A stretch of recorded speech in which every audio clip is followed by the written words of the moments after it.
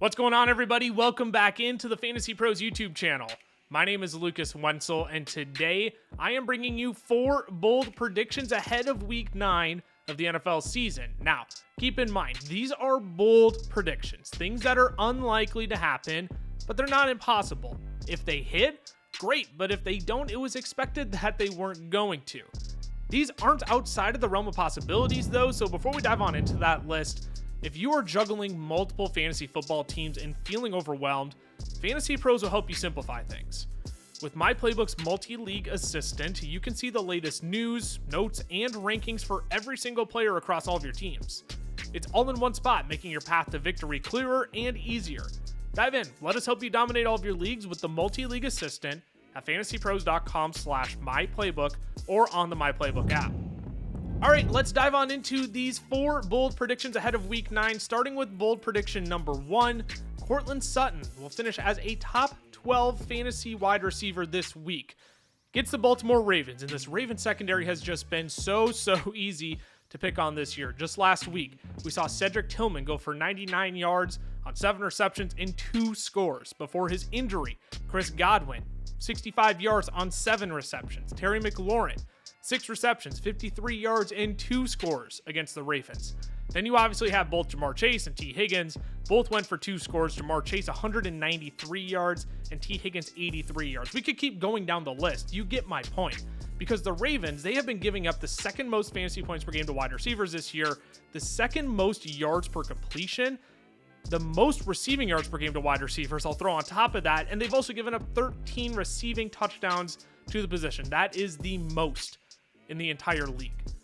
You also have Bo Nix, who looked good. I mean, it's not hard to look good against the Carolina Panthers, but coming off of his best game of the season, 28 of 37 for 284 and 3 touchdowns. While Courtland Sutton didn't catch one of those touchdowns, he's also coming off of his best game of the season with Bo Nix, where he caught 8 of 11 targets for 100 yards on the afternoon, 17 fantasy points on the day.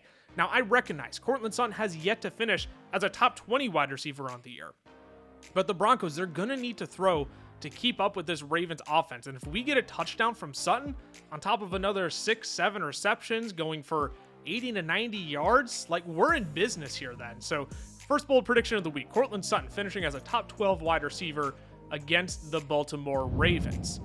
Bold prediction number 2, now we'll move on here. Achane will finish with 200 plus total yards against the Buffalo Bills. The splits with and without Tua Tagovailoa for Achane are kind of crazy, I'm not going to lie. In terms of fantasy points per game, in his 4 games without Tua Tagovailoa, Achane was only averaging 6.9 fantasy points per game. His 3 games with Tua, he's been averaging 26.4 points per game. You look at the rushing yards then, 4 games without Tua, 35 yards per game. His 3 games with Tua Tagovailoa, try doubling that, 72 rushing yards per game. But what I think is the craziest one is the receptions and receiving yard averages with and without Tua. In the 4 games without Tua Tagovailoa, Achane was averaging only 2.2 receptions per game on top of only 12.2 yards. You look at the 3 games with Tua, 6.6 receptions per game and 65 receiving yards per game. This offense is a completely different animal with Tua Tagovailoa under center, and Achane becomes a far more effective weapon then as well. So now you look at the matchup with Buffalo, who Miami has already played this year. And Achane, back in week 2, he had 22 carries for 96 yards. He caught all 7 of his targets for 69 yards and a score. So we were already 80% of the way there on total yardage in his last matchup with the Bills. As of late, though, the Bills have been a little bit better against running backs. Over the last 2 weeks, they've given up the 2nd fewest fantasy points per game to running backs and the 3rd fewest rushing yards to the position. But then you look over their last 4 contests, running backs have been targeted 34 times against the Bills, which is the most in the league. They've caught the 5th most passes, and they've racked up the 3rd most receiving yards. So again, we add in this necessary element, this receiving weapon now in Achane, back into this offense with Tua Tagovailoa.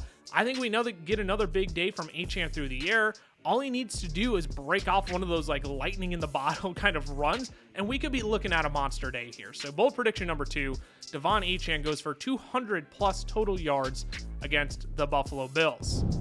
Let's move on to bold prediction number 3. We're going to get a little bit pessimistic here, and this one I think is a little bit intriguing because bold prediction number 3 is Kyler Murray finishes outside of the top 20 quarterbacks against the Chicago Bears this week.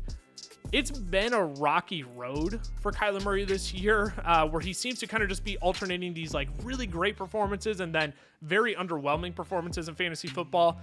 I'm worried we might get one of those underwhelming performances against the Bears this week. There have only been 2 quarterbacks so far this year to score more than 15 fantasy points against Chicago's defense. It was Trevor Lawrence in week 6 who put up 18 fantasy points, and then Jaden Daniels just this last week who put up 22 fantasy points. But if we're being honest, I don't want to take away when a guy does good, but he kind of got bailed out by the 52-yard Hail Mary Chicago defender taunting the fans on the sideline off his hands for a Noah Brown Hail Mary touchdown. Without that, he would have only been at 16 points on the day.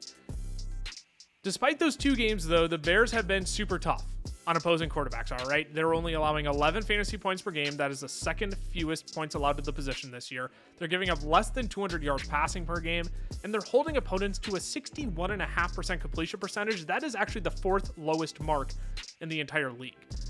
I just don't think enough people are recognizing how stingy the Chicago Bears defense actually is, especially through the air, and this just isn't a great matchup for Kyler Murray. So bold prediction number 3 is that Kyler Murray finishes outside of the top 20 quarterbacks against Chicago Bears this week.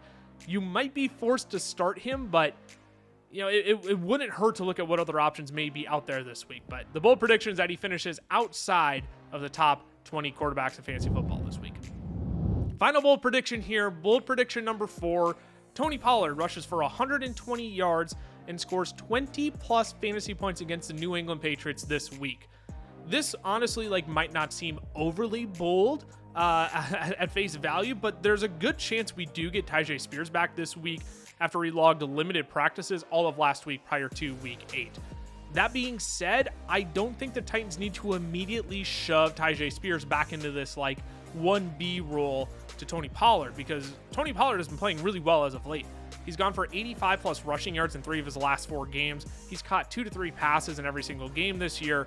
And now he gets a matchup against what potentially the Drake May-less Patriots, where New England's run defense just hasn't been intimidating, whatsoever. They've given up the 2nd most fantasy points per game to running backs over the last 4 weeks, 640 rushing yards allowed to the position during that stretch. That is the most in the entire league. Yes, more than the Carolina Panthers during that stretch.